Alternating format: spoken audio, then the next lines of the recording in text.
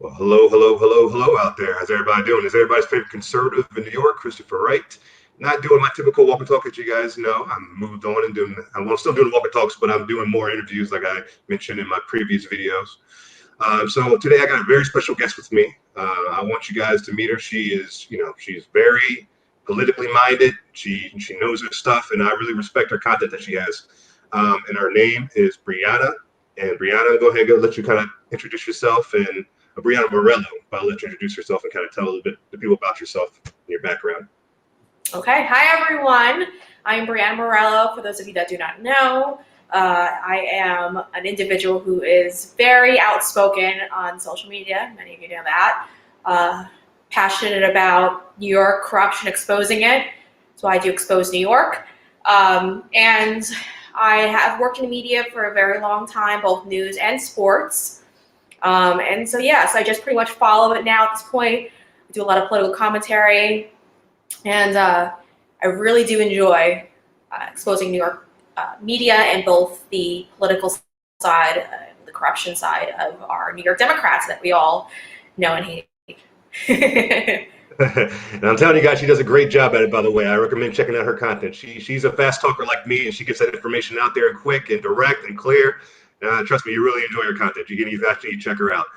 But let me go ahead and kind of tap your brain a little bit, Breanna, with this next couple of questions. But, how are you holding up right now during the whole quarantine situation with everything going on?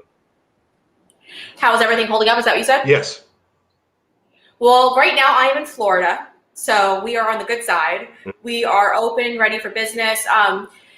For me personally, I mean, I've been fine, luckily. I know that a lot of people are dealing with serious issues. It's very unfortunate. But as of right now, I am good. Okay, excellent, excellent. All right, so I just want to kind of tap your brain because I knew you were recently a New Yorker who moved down to Florida. We were talking about that a little bit earlier, so I was like, I want to see the difference because right now in New York, it's insane. But we're getting through it. We got Cuomo and De Blasio we got to deal with, but you know how that goes. Sorry about that. No, it's all good. But let me ask you the next question here. How do you feel about how the state was handled when it comes to the COVID-19 issue, and also how do you think it handled on a federal level with the president and the members of the coronavirus task force, like just overall in general, how do you think everything was handled when it comes to COVID-19? So I think the coronavirus task force has done a great job in its handlings. Unfortunately, I do think that people are using this as a political kind of push. Unfortunately, I think the president did give away a lot with a lot of these bills that he has signed, these emergency bills and funding that he has signed. For an example, I cringe at the idea that people are making more on unemployment right now than they were originally at their job. You pretty much incentivize a whole bunch of people now to push onto unemployment. And we all know that the president's best numbers were always unemployment in the economy. So now you've incentivized for the long run until July for people to stay on unemployment. And I think that's what Democrats wanted. And I think it was very unfortunate that the president was maybe blindly directed into that. I do not know. But I think that's probably the worst part of it. I think what you're seeing in New York and California is pretty disgraceful as well. You're seeing two states that are taking advantage of this. And I believe that the numbers coming out of there, although I think they are dealing with a serious issue, I think that they are being misleading, and I think they are intentionally manipulating their statistics. No, I agree. And here in New York, you got these doctors coming out. I don't know if you've seen, they had Dr. Fauci's ex-employee, Kim Reynolds, I believe her name is. She recently came out with like a little short documentary film. I recommend people checking it out. It's hard to find. YouTube's already deleting it every 2 seconds. But they kind of speak on this, and they have a lot of interviews with doctors coming out saying, hey, this was mishandled when it comes to people getting misdiagnosed without even getting tested. They're saying they have COVID, and they put them on these ventilator systems. And a lot of times they're saying the ventilator systems, you only have a 14% survival rate. So it's like actually causing more damage than good by going to the hospital if you're not even diagnosed with COVID yet. You just think you might have the symptoms. So it's, they're really manipulating a lot of things, and, they're put on a death certificate when people die from pre-existing conditions that they died from COVID. So, they're really doing a lot, especially in Democratic states, with politicizing this whole issue right now. So how do you feel about Dr. Fauci? I'm just curious because, that's a lot of people have been talking about him as of late. You got any personal beliefs when it comes to him? I really don't. I know a lot of people feel strongly about him because they think that he might be politically biased and he might be steering in that direction. I haven't seen much in the way of proving that he's politically biased. I do know that he has a history of maybe being favorable towards the left, but I don't know. I don't think I could take a strong stance on any of it because we haven't really seen anything clear and direct yet. And I agree. I agree. Things are still kind of rolling out right now. We're still, I guess, leveling the curve, as they like to say, political talk. Yeah. Okay. Okay. Well, thank you for answering that. But how does the GOP in the upcoming election need to address, you think, the student loan crisis that's going on across the country? Because I'm hearing a lot of that from the left. When I talk to people on the left about that, and it's really one of their big concerns, the ones that still have any kind of logical sense left.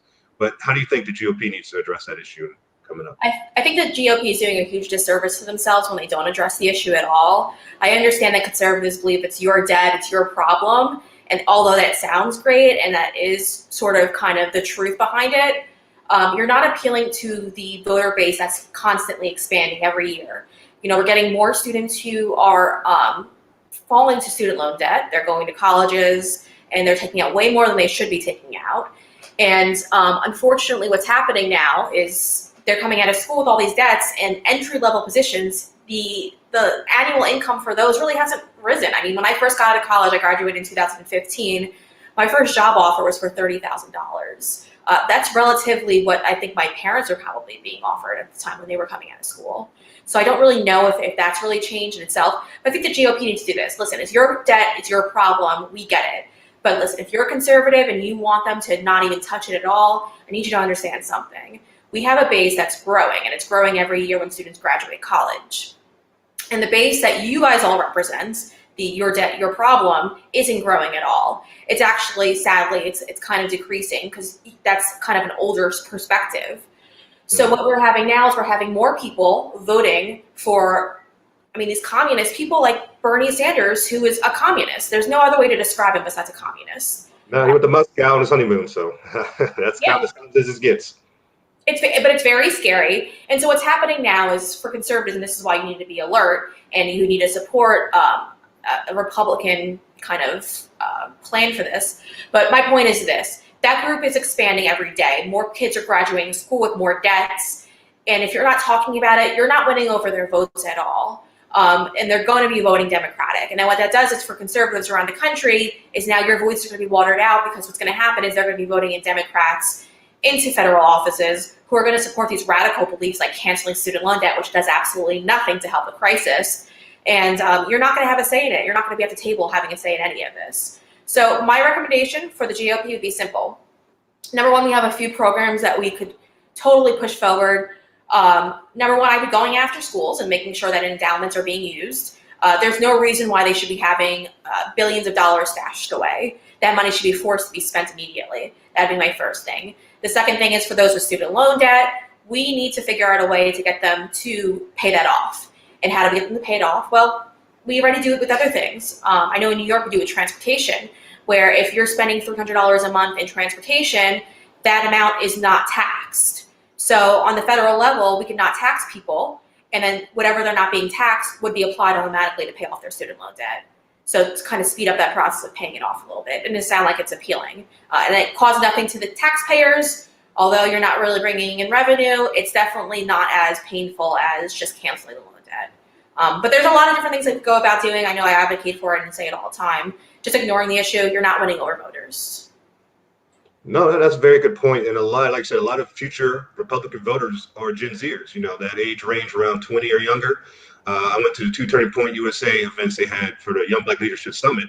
And at those events, I saw a lot of people, ranging from 16 to 19, a lot of them coming up to me saying they watch my content, they like what I'm doing, that they're young Republicans, future voters and anything like that. And so, all of them were very intelligent, well-spoken too. So I know they're going to good schools and colleges in some time. So that's going to be information that's going to be very important to them. You don't want to lose your base that you're building up before it even gets started, so they do definitely need to focus on that. Yeah, I would agree with that. And you're alienating maybe somebody who does feel that the bulk of your beliefs are falling in with theirs, but they're just so behind on their payments. If you look at most people in our generation aren't able to afford buying homes. They're not buying homes. They're not settling down, getting married fast enough. They're not having children fast enough. There's a lot of stats that back that up. And it's because student loans create such a burden for most people. And it's really hard to save up money when you're paying $300-400 a month in student loans. And now all of a sudden the housing market's feeling it too. And it just trickles down to every other little economy. No, I absolutely agree with you on that. And, I'm glad we got to speak on that because when we talked earlier, we mentioned that's the issue we wanted to touch up on. And that's something I wanted to get into the public because that's something I haven't really got a chance to really speak on, but it's a very important topic, so we need to speak about. I agree. Yes. Okay. Now, I move on this topic. I was really interested about your opinion on this. What's your stance when it comes to the whole Me Too movement, the effects it has on modern society, and how it's handled by, what they're handling the whole Joe Biden situation in regards to Tara Reid coming out and everything? From the beginning, I've always thought the Me Too movement was fake. I always thought it was a distraction for what the bigger issue was. The bigger issue was when this all came about, Harvey Weinstein, everyone hated him. But the Manhattan District Attorney's Office knew what was going on before this even came through the media pipes. They knew that Harvey Weinstein had confessed on audio tape because the model who had gone in the hotel room and recorded him admitting to sexual assault, that all that information was turned over to the DA and it went nowhere. And Manhattan District Attorney said, not enough for us to touch it. And then she leaked it to the media and everyone knew he was guilty. All of a sudden, everything was coming together and all of a sudden now we could prosecute. And then Governor Cuomo launched an investigation, and long story short, that investigation was supposed to look into the Manhattan District Attorney's Office, but in the end, Governor Cuomo took a $25,000 donation from Harvey Weinstein's attorneys, and that investigation fell flat. He called off the investigation. So from the very beginning, I've always said it was a fake Me Too movement. And now we're really seeing that come to surface with things like Tara was coming forward and has a legitimate, her claim is by far the most legitimate claim I've seen so far from any of these women. She has people that she's spoken to. A lot of it is documented. And most importantly, there's no political gain for her. She's not asking for money. She has admitted that she's a Democrat. She voted for Hillary in 2016. So I couldn't imagine her wanting to see another Trump 4-year, administration thing. I just couldn't imagine any of that. She's well-spoken. She says all the time that she doesn't support, she's not really a Republican. So she has nothing to lose. She has nothing to gain, I'm sorry. She has nothing to gain. She has everything to lose in this whole thing. Democrats, and it's kind of like this new Me Too movement where you see like one person get up and it's Stacey Abrams and she goes, I believe Joe Biden. And then Nancy Pelosi's like, me too. And then all the other women, me too, me too, me too. So it's like this new Me Too movement. And it's where everyone's blindfolded because they hate Donald Trump so much where they're now abandoning their ethics yet again and going with someone who they know is a creep. We all see Joe Biden. We all see him, how he interacts with children. He is a pervert. He is a creep. There is nothing normal about his interaction with other women. He'll hold like a woman by her hips, a child by her hips, sniff her hair. These are not normal things. Imagine being alone with him in a room. I see all the time, man. I can only imagine skeletons will fall in his closet if it ever opens up. Because if this guy's acting like that in public, in front of the whole country is watching him, I can only imagine how he acts behind closed doors. And I've been hearing for the past 4 years about Donald Trump. Oh, he's this, he's that, and the whole grab him by, the whole situation with that. Uh-huh. And even with Brett Kavanaugh, how they pushed that situation to like the limit with Christine Ford, who didn't have any information, no history, no nothing that came, just false accusations pretty much. And they were right on her back. But now we have something where Joe Biden is like right here in front of you, laid out, and you guys are ignoring it. And it just should have left us hypocrisy at the end of the day, in my opinion. It's not surprising. It's just alarming how quickly they went about pushing this whole, we believe Joe. Stacey Abrams said she believes Joe before Joe even spoke. That was before his MSNBC interview. So you believe him? She says, I believe what he's saying. She's just such a pathetic woman where she's just so desperate to get into any kind of position because obviously Georgia rejected her and that was a hard hit to take. But to me, it's disgusting. Listen, when 2016 came around, I couldn't vote for the president because I didn't know what to believe. There were so many accusations and it was difficult to point to one person. That whole election was garbage. There wasn't really anyone to vote for at the time. And from my perspective, I know a lot of women felt this way. A lot of moderates are pretty disappointed in both candidates because we saw the Access Hollywood, or we listened to the Access Hollywood tapes that came out, and that was cringeworthy. And we really didn't get a solid explanation for any of that. Not like, sorry, I was young and I was dumb, but my perspective on women has changed and I don't feel that way anymore. It was just kind of pushed. So for me, I couldn't support it. But now heading into 2020, I'm all for Trump at this point. There's never been any evidence to prove that these women have, how do I say it, with 20 plus women come forward and none of you have actual evidence, it's just hearsay, it makes it extremely difficult for me to believe them. So that's kind of where I fall. I know a lot of moderate women feel that way too, but it's kind of where I've distanced myself from a lot of Republicans and how they feel about the president. No, that absolutely makes sense. I was surprised too. Like I said, they've been speaking about certain instances that have been happening supposedly for the past 3 years, and they just totally, kind of step back and so quickly and so easily. It's just you can tell it's all politically based. Stacey Abrams is one of the top VP picks for Joe Biden, as a lot of people are saying, and so she can tell she's just for political gain she'll do anything. And I felt that vibe about her when she was running in the state of Georgia. Kind of gave me a bad vibe, but now she's on a bigger scale. She's doing the same thing. So, I mean, this is for the left. I mean, they're going to be in trouble with, to be honest with you.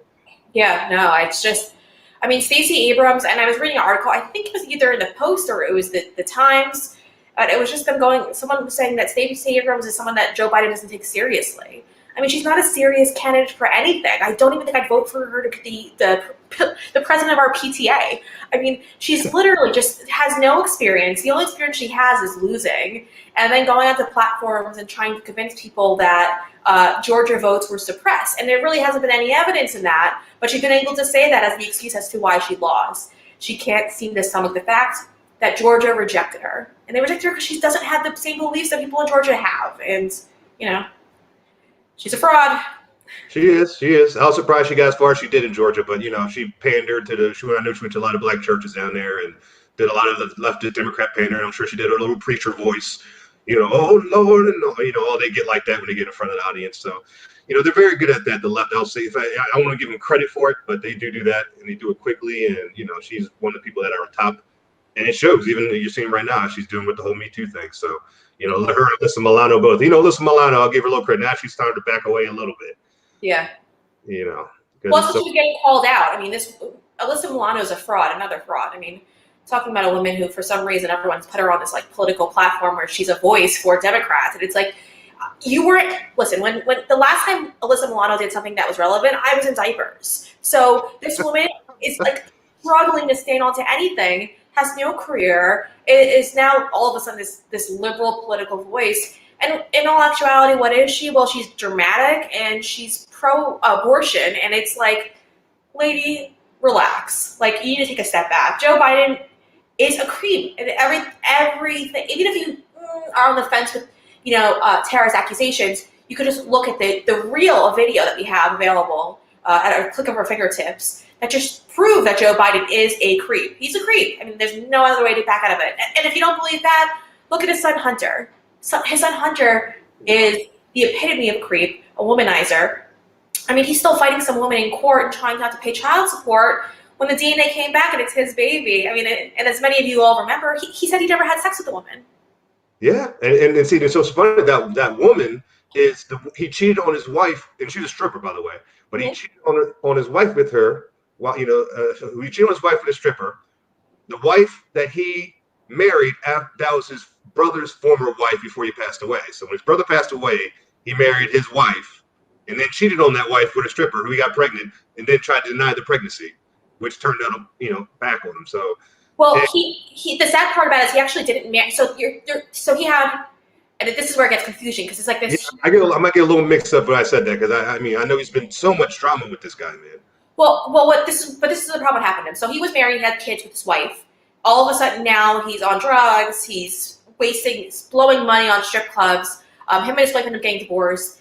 His brother ends up passing away from brain cancer, sadly, and he sweeps in and starts sleeping with the widow. And I guess for the widow, it's probably a really low point for her in her life, so that's understandable. She's probably trying to grip onto anything that she could to have somebody, to remember her husband. So I don't blame her. I blame him for being a predator yet again. And then that turns into him sleeping with strippers still while he was with his brother's widow and knocking that stripper, denying that he knocked up that stripper, that it was his baby because he said he never slept with her. And in all actuality, DNA comes back, it's his. And then he ends up getting with some woman that he knew for barely a few weeks, marrying a new woman, and now they're having a kid on the way. And what's repulsive about it is the Biden family will tell you that they only have 5 grandkids, not acknowledging the grandchild with the stripper, when in actuality they have 6. Wow. See, well, Yes, thanks for breaking that down and clearing that up for me. I got confused. I looked a lot. old Hunter Biden situation one time, and there was just a trail. Like it was like this, crazy stuff he's done in the past. I mean, they're talking that they found cracked valves in the VIP rooms, the strip clubs that he was in, and all kinds of crazy stuff. So the Yeah, guy, he's a dog. I don't know how else to put it. As a savage. apple So, doesn't fall far from the tree, man. I mean, it's how you're raised. Obviously, if Joe Biden raised you, I mean, it says a lot. So I do believe it. He's a womanizer too, and I believe Joe's the same way. yeah, I absolutely agree with you on that. And compare him to the Trump kids. I mean, what else? Come on, there's no comparison there. Can So, you imagine if Don Trump Jr. did any of that? I mean, can you oh, imagine? Just a oh, little bit, really like a half of that. I would say just a quarter of that. Just one news story of that. Yeah. That's Yeah. all you need. And that will be for the next 8 years we'll be hearing about it. Oh, yeah, heck yeah. There'll be memes for days, but Twitter won't be pulling those off. I mean, when I tweeted about I broke down the whole the whole Hunter Biden love stories, my tweet all of a sudden was paused. I got reported by a few people. My account was suspended for a few days, and all of a sudden it was reinstated. But if that ever happened to Don, Oh no. No, they probably just throw followers at you. Yes, yes, yes, expose, talk more. yeah, they promote you. Oh yeah, definitely. Then that's how these social media networks are. Yeah. Yeah, I know we can talk about this all day though, but I'll go to my next question with you. Yeah. What's your stance when it comes to the local police force here in New York? I know you recently, you moved away recently, but you were here prior to moving to Florida. And do you feel that there's sort of political bias in how they conduct themselves due to the way like the state's being governed? Yeah, so I mean, we can highlight the NYPD for a second, because I think that just was under fire again this morning when Mayor Bill de Blasio tweeted out. Apparently, the New York Times says, I think it was out of 42 arrests made for social distancing, that 36 of them were African Americans. And the mayor said, "Oh, we're going to work on this." The reality of it is, and there's proof of it, that the NYPD and the NYPD's union consistently say we do not want to enforce social distancing. It puts officers at risk. People get upset when they come over them and they enforce what de Blasio wants them to enforce. And it comes to the point to where now you have somebody who's agitated, who's becoming disrespectful to the police officer, yelling at the police officer, fighting off the police officer. As a cop, you can't back down when somebody gets in your face and starts screaming at you for enforcing something that the mayor wants you to enforce. The mayor has set up this whole process where you can text 311 and report people. So obviously, if people are getting arrested for these crimes, which are obviously unconstitutional, and I'll get to that in a second, but if they're being arrested by it, it's people who are reporting it through 311, and it's the mayor who wants them to enforce it. The mayor could easily say, okay, NYPD, don't enforce it anymore. We all see the videos. They're horrifying. I mean, there's people getting slammed on the floor, and I can't blame the NYPD for it, because when someone steps up to you and they're disrespectful and they're getting in your face, as a police officer, you have to hold your ground, or else you have no ground for the next time you have to come around town. You have to be respected. So you have to make that arrest. Do you have to be aggressive? No, not really, but is the other person being aggressive? And you always look at all different perspectives. But I think it brings something else to the table. I think social distancing, all these rules that the city has been implementing, is unconstitutional. I don't understand why it's not being challenged in the higher courts. And we've seen this before. Whether you agreed with stop and frisk or not, I know that's a very controversial belief between a lot of conservatives. It was ruled in court to be unconstitutional, and there's a lot to question about it. But let's say how it was handled, for an example. I know the NYPD union did speak out. They did speak out to Bloomberg and said that they did not want to keep on implementing it because it made their officers feel unsafe. It made them uncomfortable to be targeting certain groups that were minorities. And, the mayor was just so hell-bent on getting statistics for arrests and preventing crime that he didn't care. This was a Democratic candidate pushing the NYPD to push for something that was later ruled in court to be unconstitutional.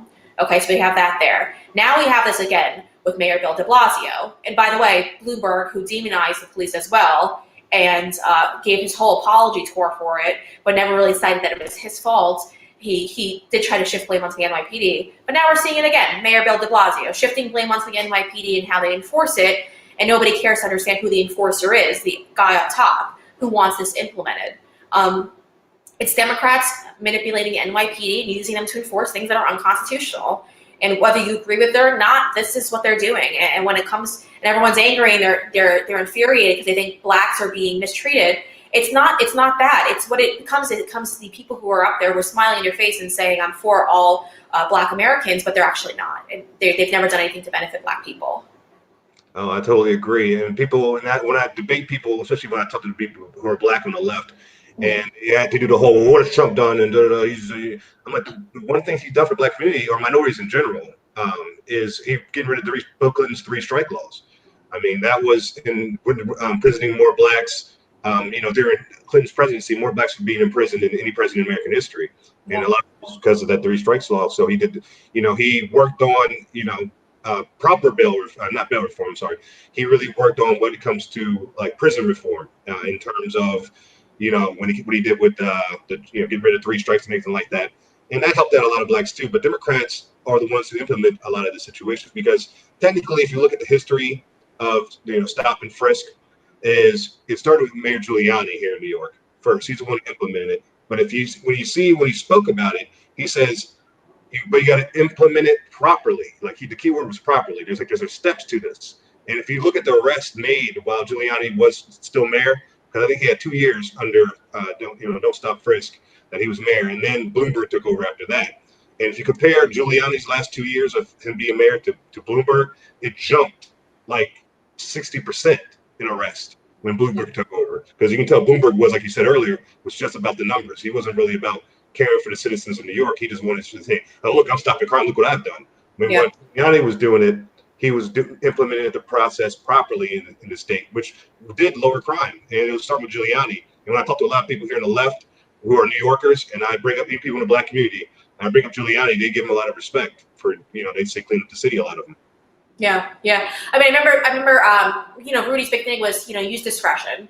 Like, you don't have to go after everyone, but use, and I had a friend who spoke to Rudy during this time, and he was pissed off because he's a black man as well, and he was saying, they're stopping me and they're frisking me, and he's like, this is ridiculous, and Rudy just said, listen, he's like, I tell him to use discretion. So, I mean, whether you agreed with it or not, I know people say that crime did go down under it. It depends. I don't know if I agree with it 100%. I do think that there's common sense. If it's 3 a.m. and you see people gathered up on this corner of a street, heck yeah, you should go pull them over and search them all. Because there's no reason why anyone should be gathering in the middle of the street at 3 a.m. It's just those are hours where nobody good is up to any business or is up to business. So it's like it's that kind of gray area. But when someone's walking down the street, you don't just stop them because they're a minority. I think that's just foolish. And I absolutely agree with that. And that's kind of like similar to what my stance is. I'm not, 100% like, yeah, this is, we got to do it everywhere, be a federal level. But I do see if it's implemented and done properly, it's a very thin ice you're walking on when you do it. But if you do, like you said, if situations like people from New York know, 3 a.m. you can go to some streets, especially here in Brooklyn, and it'd be a gathering in the middle of the road and stuff. You see stuff like that here in New York. So, yeah, I think there's situations where you got to use your common sense as an officer.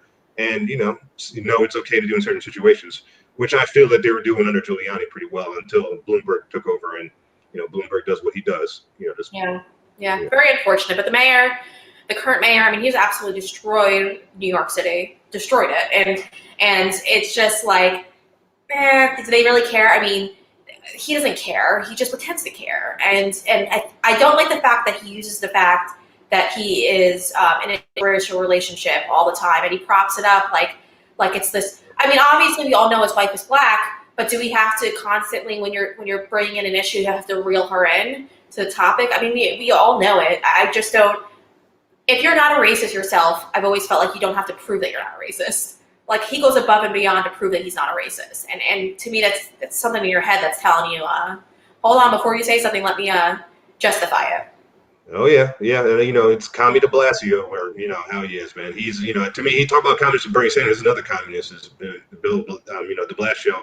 But a lot of his policies he passes here, and he does kind of push his wife on a pedestal, and a lot of it is, oh look, I got a black wife, hey, look at me, kind of thing. And he puts her in charge of a lot of programs here in New York, and the money ends up just all of a sudden missing.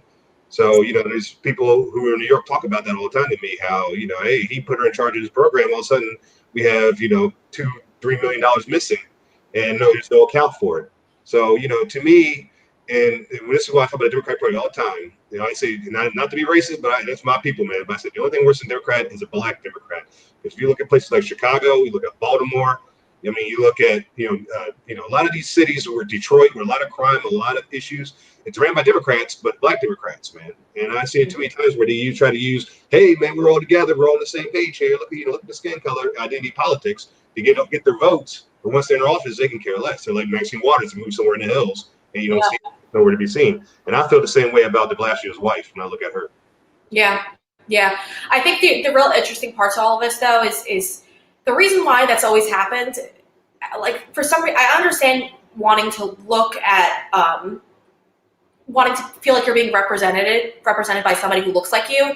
I get that whole theory, but in all actuality, you as Black Americans, there's got to be a point where you look at it and you just go, listen, these people have done nothing for me. I could speak locally. So in Long Island, I had an apartment in Wyandotte, New York for about 5 years. And the bulk of the community, I would say probably over 80%, is African American. And just recently we saw something happen in the community. And it was at the school, the Wyandotte School District was having issues finding funding. And the superintendent cited the fact that there's been an influx of students coming from the border, and they have to somehow pay for it. And they're not getting more money from the state and state funding. So now what's going to happen is they're going to have to rise the cost of living locally and try to get more from property taxes and other school taxes. So they put it up for a vote a few times. Unfortunately, the community rejected it because it was a high amount. They were looking for a lot of money. I think it was something over 55% of whatever they're currently paying in school taxes. They wanted to increase it. So obviously that got voted down. So what happened is they lost after school programming. They lost funding for their football, baseball, all their teams that they had, the sports teams. They lost security for the school, so a lot of the security they currently had to be terminated, and they had to rehire people at like a lower cost. Obviously, aren't going to be as they're not going to be as good as what you originally had, and they had to lay off a bunch of teachers as well, creating larger class sizes. So here's my point to this: nobody turned to the Democratic leader of the district, who ran as a Haitian woman, an assemblywoman. I'm Haitian, all for Haitian people. But she voted for the policies that promoted illegal immigrants to move into her community. And so now what that's done is for anyone who's a Black homeowner in that area, your taxes are going up, and your students, your kids, their quality of education is going down, and they're losing a ton of funding.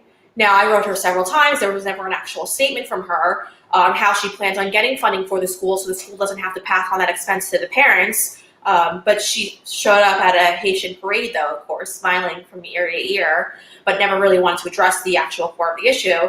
I went around and I gathered donations of just sporting equipment, and we donated to school. And then the local police department donated $100,000 to the school district so they could keep their football team running, because everybody knows how important this is. But what did she do? Nothing. So that's my point. Once African Americans start looking within their own community, they start realizing that the people that look like them aren't really helping them. They'll start to get it. But most importantly, you need Black Republicans to be pushed into these communities as well, and to kind of explain as to, listen, we're here. You want the American dream. You don't want to be living in this kind of conditions. This is what you're living in now. You want to be treated just like everyone else does. Here's my plan to get you to that. And people will understand that. But unfortunately, I don't think the GOP does a good job of that either. Yeah, that's unfortunate, and I totally agree with everything you just said. That's something that those in the GOP, they kind of got to wake up to.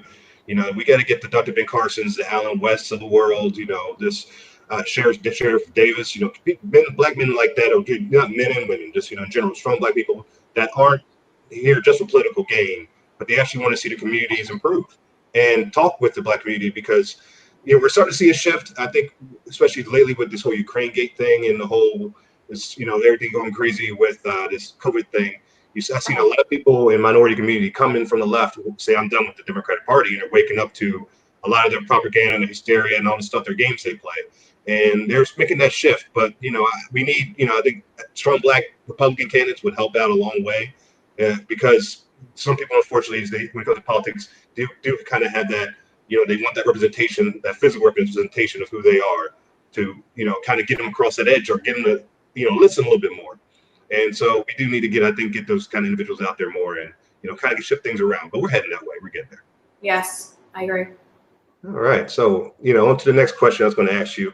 And this one, I really want to hear what you got to say about it. What's your stance on the importance of voter rights, and if we should be pushing for voter ID laws in future elections?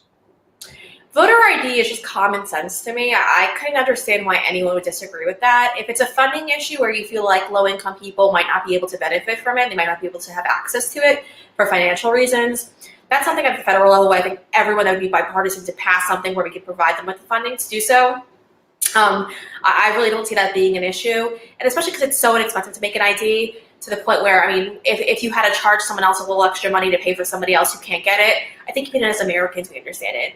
Our elections are so critical to everything as Americans. So the fact that people want to argue against it it's mind-blowing to me. But they're only arguing against it's because they can't win elections the honest way, so they strongly rely on voter fraud. In New York, for example, I've spoken about this all the time. They're pushing for automatic voter registration for anyone with a driver's license, and illegal immigrants who getting driver's licenses, so they would be added to our voter pool. And that would be awful. Just from, anyone who owns a home, you're incentivizing illegal immigrants to come here, and now they're voting in your elections for more free things. And unfortunately, your property taxes are going to be on the rise for that, but that's just how this works. I think voter ID is common sense. The only reason why Democrats stand against it is because they can't win elections. And the reason why they're doing the whole mail-in ballots is absurd. I would never mail in a ballot. If I could make it to Target, if I could make it to Walmart during a pandemic and get what I need, I could go to the voting booth. Listen, if we have to stretch this out and do a 4-day thing and say anyone with a last name from A to C, you come in on this day, I'm okay with that. There's ways to go about this where we could promise everyone safety, we could secure everyone. But just saying we're going to gamble a little bit on this next election, just send out ballots, send it back to us, let us know what you think. That's not something I would ever stand for. That's a desperate hope, I think, from them. That's like a last, just their last, resort they're trying to do right now with this whole mail-in voting thing. And it's going to be a turnout. Like I said, you can turn to the grocery store and Target and Walmart and wait in those lines. You can wait in a line to vote for the next president, or vote again for the president, in my opinion. Yeah. It's silly. I talk to people all the time, and when I mention voter IDs, it's, of course, with people on the left to kind of give it a hard time and everything like that. But I'm like, who doesn't have an ID in 2020? It's illegal. You have to have an ID. Yeah, come on. It's like to me, it's like impossible. Like, that's not something like you're asking, like you got to go, you need a master's degree from university to vote. Okay, come on. This is something that every American, age, 10 or up or should have an ID or some sort. So it's not asking for too much. I remember I saw a video that one guy on YouTube did. He was a content creator. He went out to he was in California, went to the nice Hollywood Hills area and was interviewing people saying, hey, what should we do about voter IDs? And of course, all the Democrats out there were saying, well, not everybody has IDs and it's not so easy for people to get. And they're kind of doing a hint, who we're talking about thing. And then he went to the Watts and the inner city areas, and he did interviews with people there. And, a lot of people in the minority community were walking around. He would ask them, how do you think about voter rights? Do you have an ID to vote? He's like, of course, we all got IDs. And everybody's looking yeah, man, of course, yeah, I got ID. What are you talking about? They're looking at him like he was crazy. So it's everybody who lives in the U.S. is pretty much on the same page. Who's a legal citizen is on the same page here when it comes to voter IDs and having an ID to vote. It's just common sense at this point. And I don't trust the Democratic Party at all. So, I think the biggest mistake from the Trump the administration, I would say, would be giving up on 2020, that census question. Are you a U.S. citizen? Because now they're also be pushing. Democrats are going to be going to communities where they know there's a lot of illegal immigrants to count them on the 2020 census. So, I strongly think that question should have remained on there, even if you know you're going to lose in court. It's a question they even asked in Canada, and it's been around for years. So, I think it's a foolish thing to take off the 2020 census, and it, once again, for Americans, it waters down your voice over in DC. No, I totally agree. And like I said, to me, it's just a push for illegal immigration, or a lot of people like to hear illegal aliens. Yeah. When it comes to what's going on here, and I tell people in the Black community all the time, if you're not paying attention, what they've been doing is they've been trying to push to me, legal citizens here, like the Black community here, push them out of the way a little bit to replace them with legal immigrants, because they know that's a new voting base that they can receive. So it's Yeah. like they're going to treat them the same way they treated black communities last 60 years, and to like a mental enslavement in a way, and not keep them low enough where they need the government, and when they know that they're going to get votes. So I think they're going to do the same thing with all the illegal immigrants coming to this country now. They're going to do the same process with them to kind of keep them at that lower level, and so they can keep control of them. So people need to wake up and see the bigger picture when it comes to a lot of this stuff. Yeah, I hope they do. I hope they do. Yeah, well, they do. We're getting there. All right, so on to the next question. What do you think the best way of speaking, we just kind of spoke on this, handling illegal immigration that's happening in the country, and what should we be trying to do to current moment and near future to manage everything that's going on with illegal immigration? Repeat that one more time. You broke up a little bit. Yeah, no problem. I said, what do you think about the best way of handling illegal immigration and what is currently happening in the country, and what should we be trying to do at the current moment and the near future to resolve the issue? I think you've got to support your federal agencies like ICE. I think that's really important. I think they go out there every day and they really try their best to uphold federal laws. Listen, if either party really felt a certain way about this, they would have some type of bills drafted up, some type of legislation that they want pushed through, but they don't because they know it's an emotional issue for a lot of people and they know it persuades a lot of elections. It's the reason why Democrats will say that our current immigration laws are unfair, but yet they don't have any way to make them unfair. It's just something that they say to win elections. I strongly believe in supporting our federal agencies because they support us. And I think that anyone who doesn't support ICE and doesn't cooperate should be held accountable. You don't get to pick and choose what federal laws you want to, as citizens, you and I, what federal laws we want to apply to our lives. This is the way of the law. You either follow it or you go to jail.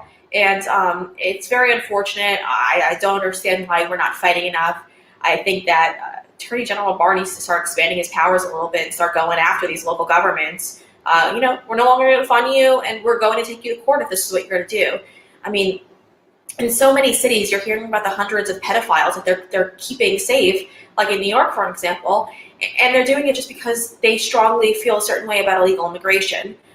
President Obama supported following our federal immigration laws. And he set the tone for a lot of this, and it was just never covered because nobody really wanted to cover it because it was kind of negative for him. But now that they can switch it up on the other side and pin the other person as a racist, all of a sudden now it's getting the coverage. So I just think supporting your local federal elected agencies, sorry about that, is what's really important at this point.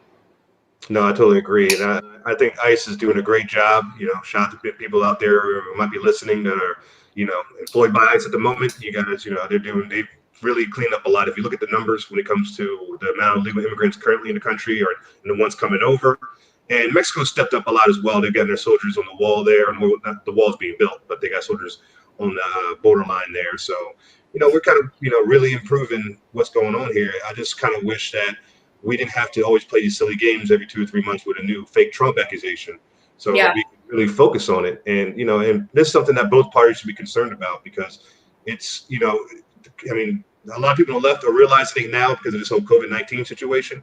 But I told them this, when I was bringing it up before, when it came to drugs, when it came to different crimes, from murder to sex crimes and everything that was happening with a lot of these legal immigrants coming over, and not just from Mexico, but there's, other areas that people were coming to this country from that were illegal. And, it was just a danger back then. I was mentioning it, but now they're seeing with COVID-19 how important it was, for Trump to shut down travel for a temporary moment of time and the points of border security in general, because countries like you see, like Italy, who don't have much when in terms of secure, border security, they really got hit hard with this situation. But it shouldn't take a situation like this for people to wake up and realize that you should, protect your citizens at the end of the day, and handling illegal immigration is the top way to do that. Yeah, I mean, you would have thought that New York City case where that woman, the grandmother who was over 90 years old, would have been taken more seriously. I'm talking about a 90-year-old grandmother who was brutally murdered and raped by an illegal immigrant who wasn't even supposed to be here. And if New York City actually cooperated with ICE, her death would have been prevented.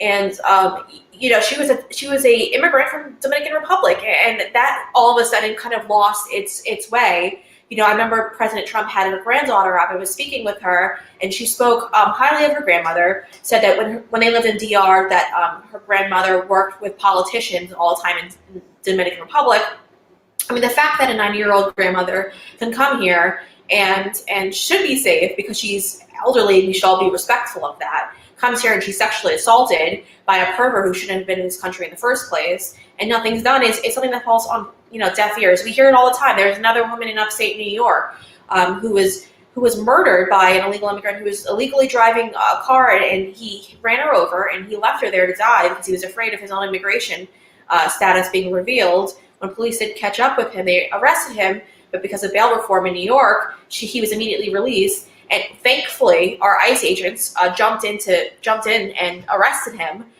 because he was going to flee again. They let him go after he murdered. She was a Haitian immigrant, and this is the problem I outline all the time. Because they say when you believe in enforcing our immigration laws, they say that you're a racist, but they never jump on the other side to see who the victims of these crimes are.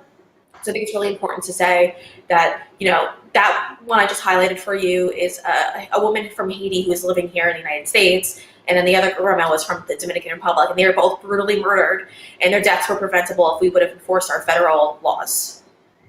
No, I totally agree, and I'm glad you brought those stories up because I remember being in New York and hearing about that, especially with the elderly lady that was brutally raped, and it was just disturbing to see what's going on here. And people don't know, man. We have this bail reform here in New York. It's atrocious. It's one of the worst laws, or whatever you want to call it. It's just they're really literally opening up the prisons and sending criminals, just letting them go loose. And these criminals, you hear their stories. A lot of them, like they're murderers or in jail for murder. They get released. They go and murder somebody 2 days later. And it's like a recycling process where you keep putting them out there in the system. And and with COVID, they even are releasing prisoners now because they're afraid they might get COVID or spread. I'm like, and you see the crime in New York's been going up. I'm here in Bed-Stuy, Brooklyn, which has cleaned up a lot over the years, but I've been seeing crimes just locally, just right outside my front door here when I walk outside. After these laws have been passed here, and like criminals are getting more laws that benefit them in the prison, and the cops here are getting laws implemented that lessen the power that they have. So they're reversing everything. And the people out there in the streets that are like the crime people that are in that life, they know they're not stupid. They're street smart enough to know that, hey, now this is time for us to do what we got to do, because we do this, that, and the third, and they're gonna release this the same day. And it's just unfortunate. That's what's happening in a lot of these blue states. Is these guys are just governing just to get votes. That's all they want to do. They don't care about lives being lost, who's being physically attacked. They don't care about nothing like that. They just say, hey, are we going to look good on camera so we can get some votes, come next 2 to 4 years? So that's what we're dealing with, unfortunately. Yeah. I mean, if you even think about it too, when all that stuff, when bail reform was pushed, it was pushed as it's discriminatory against minorities. And yes, that could potentially be true, but we also need to, and this is probably don't have the stats out there because they don't do this, you need to look at the victims of crimes. So, let's say you are arresting this many people and, 80% of them are minorities. We need to go, okay, so that's how many are minorities, but now let's look at the victims of their crimes. And unfortunately, we don't do enough looking at the victims. I think that there was also another recent case that I just discussed. It was a man who was released because of Mayor Bill de Blasio, who didn't want him to be in jail. He was released because of, first of all, he was arrested for rape, and he was ID'd by his victim. She knew him personally. So he was in jail for that. He was taking Rikers Island for his trial. He was released because of COVID. And then 10 days after being released, he was rearrested for attempted rape. He dragged a woman down an alley into a school parking lot, apparently, and forced her to perform oral sex on him, and then tried raping her. And she was able to get away and immediately get police. I guess police were in the area, and he was arrested at the scene of the crime.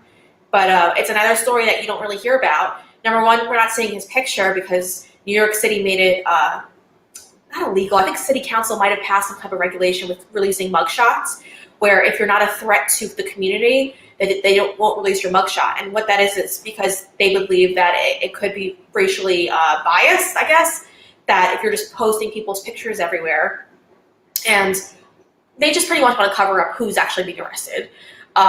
So we don't know what this guy looks like. I had the description. I did find out that he was black, but I was trying to figure out who his victim was. And of course you can't figure that out because they keep her anonymous. But my point is I wanted to figure out, was this a black woman or a Hispanic woman? And because mainly for the reason of, did we just create another minority female who's now a victim of crime? Did we just create one by releasing him? And that's the kind of discussions we need to be having. When we don't hold criminals in jails and we release them, we could be potentially sending up more women sending them back to their community to assault more women who, I mean, regardless of what race you are, but my point is this, is that you want to use the race discussion, I would love to throw that back in their face very quickly. But unfortunately, we don't take those statistics of victims down, so. Well, like I said, the Democrat Party knows how to tiptoe their way around certain things because, they want to look as clear as they can in the public eye. So they're going to do what they got to do behind closed doors. So they still look like, the party of the middle class that's here to help you, and we're so diverse and all this good stuff. What people don't realize, the reason why they claim to be diverse is you got to follow a narrative. And if you follow the narrative, they'll love you. But if you decide to kind of step away from what they're pushing or what they're peddling, like that gentleman, I forgot the senator, I forgot his name, but he's recently left the Democratic Party and said, like, yes. Yeah. So he said Trump presidency for another 4 years wouldn't be bad. That he supported it. Yep, and I'm seeing a lot within the community as well. Like I said, I've done debate shows with people on the left and everything like that, and I'm seeing after Ukrainegate and this COVID-19 situation, a lot of people have been waking up, and also these documentaries coming out. There's a lot of good documentaries, people, real patriots coming out and putting information out there that the public might not know about. And it's interesting seeing people. I guess one good thing of this quarantine, we could say, people are home watching it and kind of seeing it because they got nothing better to do. But, it's really opened up a lot of eyes. So hopefully in the next election, you really see a good turnout on the right when it comes to everything. I agree. I hope so. Yes, we're getting there. But, okay, so one of my last questions is, how do you feel about the current political state that we're in regards to the Republican Party and the future of the MAGA movement? Also, what's your opinion on the state of the Democratic Party? Okay, so the state of the Democratic Party, I think it's so corrupt. So I have a kind of a unique story where I was a registered Democrat I'm 28 now, so for 27 years of my life. And it's because I thought that the Democratic Party was for me. And it's very funny how, like, in less than a year, I did a whole turnaround. And I thought, you think, oh, it's women's rights and it's for you. And in actuality, when you start dissecting the certain policies that come about from them, it's not in your favor at all.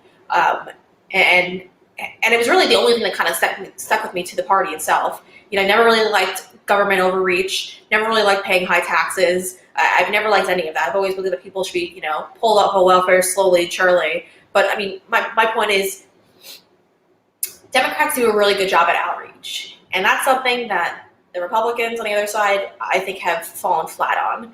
I don't think they know how to reach out to people and how to discuss topics and kind of find middle ground with people. I think a lot of the times, the MAGA movement is great, and I support anyone. You can say whatever you want. You do whatever you want. Nothing bothers me at all. But I do think that it does turn off a lot of people who may share similar ideas with you, but they just think it's such a strong movement. It's such a strong. It's been pinned by the media, and I don't believe this, but just to say how they feel. But it's been pinned by the media for it to be racist, and I think that's what kind of turns people off. I think Republicans should have jumped out in the front and said, listen, this isn't racist, and done pouring enough money out there to combat the other side's message. Because let's be honest, the bulk of our media is liberal. So my point is just this. I think that Democrats do a great job with outreach, and I think Republicans on the other side don't do a great job with outreach. They don't know how to connect with people who might be in the middle or who just kind of don't understand or follow politics too much, but they share the same beliefs. I don't think we know how to reach out to them. No, I agree. That's something that, even in the history of the United States, you kind of see. I mean, the Republican Party in the 20s and the 30s had, Muslim minority vote at that time frame. And they were, they did a lot for the Black community. If you look at just in general American history, the Republicans helped benefit the Black community in a lot of ways with different laws and policies that they passed or helped get passed. And I wondered, like, how, when I was coming up, like, when I I grew up in a Democratic household. I voted Democrat all the way up to 2016. Trump was the first time I voted Republican. But I wondered, once I learned more about the Republican Party history, a big part was Dinesh D'Souza, of course. When I look back, I said, why did I not know about this? Why did my family act like being Republican was just, oh, no, you can't be Republican. That's just, that's like evil, rich white people, or that's it. That's kind of like was ingrained in my thought process. And when I looked at the Republican Party and I started to take them more seriously and be more on the right for my personal self, I would see like how weak they are when it comes to standing up and fighting for things. Like they would just sit back, and I'm like, Yeah. say, I'd be like in my head, like, say something, do something. Don't let them just get away with this. And they seem that the Democratic Party just kind of run amok with the hypocrisy and hysteria and the propaganda, and sometimes they'll stand back and let them have it. And I never figured that out with them, and that's to me why they're struggling. Right now they kind of reach out and get the minority community back on their side again. But I always wonder, how do you guys lose them in the first place? It's like, you Yeah. know, you must have been sitting back like that all these years, ever since the beginning of your party. They have. I mean, they just don't. From our roots, we're kind of taught that you have to support. And my parents, we never talked politics growing up, so it never came from my parents. But I was taught, in school, they're biased, and then you go to college, and it's more biased. We have all these women's studies classes and all these other, and it's all these ways that all these liberal teachers can pull into the classroom and kind of swing you one way. And so for me, it was always like, all right, well, I guess this is how I have to align myself. And then the media, we didn't, and this is the part that kind of annoyed me with 2016 is I have 2 degrees in media communications, and I, for some reason, was watching CNN, and I was a little confused because their coverage, it was just attack, attack, attack. And there really wasn't any, besides Fox, there wasn't really anywhere else to turn to. I think a lot of people who were easily persuaded by CNN's coverage of the 2016 election. And it was so one-sided that it was unfortunate. And it left me and it left a lot of people who were just like, cause I try to be as balanced as possible. Just throw your hands up in the air and just go, I don't think I can support either person because I don't know who to believe. And it's just, you just don't know what to do. So the GOP, and this is something that I'm very passionate about, needs to come up with a simple strategy of how they're going to reach out to younger voters. You don't need to tweak your little, you don't need to tweak your policies, but you need to be able to express yourself and to combat the messages coming from the left, because that message is strong and it's saying Republicans are racist, they're sexist, they don't want women in their party, they don't want any kind of minorities in their party. So it's going to be a lot of work for them. I don't know if they're up for the challenge, but I would highly recommend it if they want to be the party in control within the next few decades. Oh no, I absolutely agree. And like you said, they're also trying to, put those little labels on the right, like alt-right and everything like that. And they run with that. But I think it's a bright future in terms of, again, I guess to finish out the Gen Z. A lot of them are in alternative news, thank goodness. And there's a lot of conservatives who are in the mainstream media getting their voices heard, via YouTube and the social media platforms, and getting their voices out there. So that has been a strong push from the Republican Party, is that movement that's going on with that, just the alternative news movement. Yeah. Really benefited them a lot. But other than that, I don't really see them as, party wise, making a real strong effort to get things done. But, because without the alternative news, I mean, Trump wouldn't be president right now if it wasn't for the alternative news. So, I'm just hoping we can continue to push that and get that out there to help the public out. Yeah, I think it's what's really done New York dirty. Governor Cuomo has a death grip on New York media, and for some reason, when I was talking to people, there's this whole theory of getting iced out between the media. So what that means is if they cover a story that he doesn't really like, you just all of a sudden don't get invited, or because obviously can't just say you're banned, but you don't get the exclusives. You don't get to go to certain events that get coverage. You're kind of iced out, so you're left out of the group. And it's kind of what's kept reporters in line, unfortunately, in New York. They only cover the fluff stories. They don't want to cover the actual stories. The New York Post and I feel like the Daily News are the only 2 publications in New York that are the only ones that actually go for it. They don't care. Unfortunately, everyone else seems to be, they seem to step back a little bit. But the New York GOP has done awful in New York. They've lost everything, and it's because they're not aggressive. They're very passive. They've allowed Democrats to run all over them. And there's not, there are definitely a few elected officials who have strong voices and they're very passionate about it within the GOP.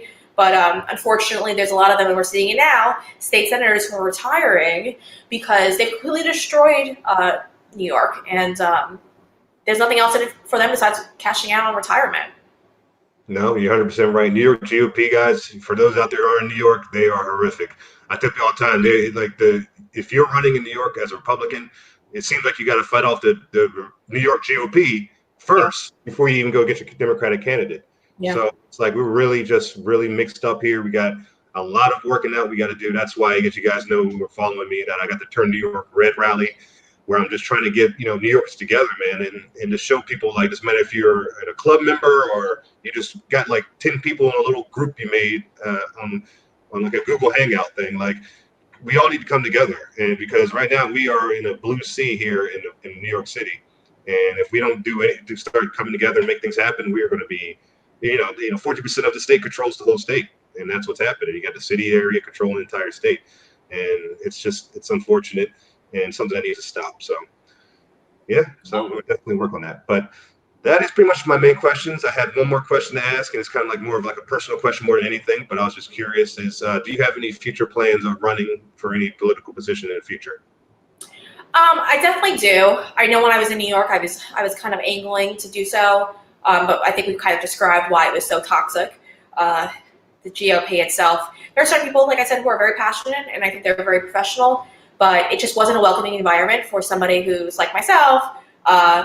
Would have to pretty much scratch my whole career to run, and there was just a lack of support and a lot of political garbage. So in New York, I don't think I would probably do it, but I mean, I'm here in Florida now, so let's see if I plan to stay here right now just for work. If I plan on staying here, I do intend on running for office, but mainly at the local level, nothing at the federal level at this point. Okay, I understand. Thank you for that. I hope to see you somewhere on the political spectrum down the road because I really like, what you have to say, the knowledge you have on the subjects, and how you present it. And I think you'd be a great politician. But I know how New York is. Trust me. I would not want to wish that headache on anybody. So I understand why you made that choice here. But I just want to thank you, Breanna, for coming in and talking with me and sitting down and really taking time out of your day to speak with me. I really appreciate it, because obviously you have a very strong message and I feel it needs to be heard. Thanks, Kristen. The same goes for you. Good luck with your rallies. I think that you need to pull these people in. It's unfortunate because I think a lot of people who are Republicans do get chased out just for cost of living and everything in New York. So it's important when someone like yourself comes in and can make a strong case for others to get down with the movement. I think it's really important. So for people like you, you're a welcoming person. You're somebody that wants to be as inclusive as possible. I think that's really important. That's the kind of step that the New York GOP needs to take. Thank you very much. I do appreciate that. And also, while we still have you here, what's the best way people can get in contact with you or reach out to you and, check out some of your content because you got some great content. Thank you. So I've been using Twitter for the most part. I am experiencing some issues with Twitter, as most people know. So I did just make a Breanna Morello YouTube page. I'll be posting more videos on there. I'm slowly trying to get adjusted with that. But Facebook is also another outlet that I use all the time. I believe and it's because let me see, I think it's my Facebook name is, let's see. So it's just Breanna Moore. So just More. You could shoot me over there and add me. And that's usually where I like to sign off as well. So all are welcome. Oh, okay. Awesome. And yeah, I tell you guys, everybody out there listening, man, go check her out. Like, as you heard, she in the interview, she knows her stuff. And, I checked out a few reviews before I invited her on, and I really enjoyed her content. And I also like how quickly she was able to get it out there, but one fast talker to another, I really enjoyed that, of course. But no, thank you again so much for coming on. And I hope to see you in future interviews as well, because I'd like to have you back on again in the future to speak on different subjects that are happening. I enjoyed it. Thank you so much, Chris. Thank you. Enjoy the rest of your day. You as well. All right. God bless everybody out there listening, like always. And God bless the United States of America. Peace out.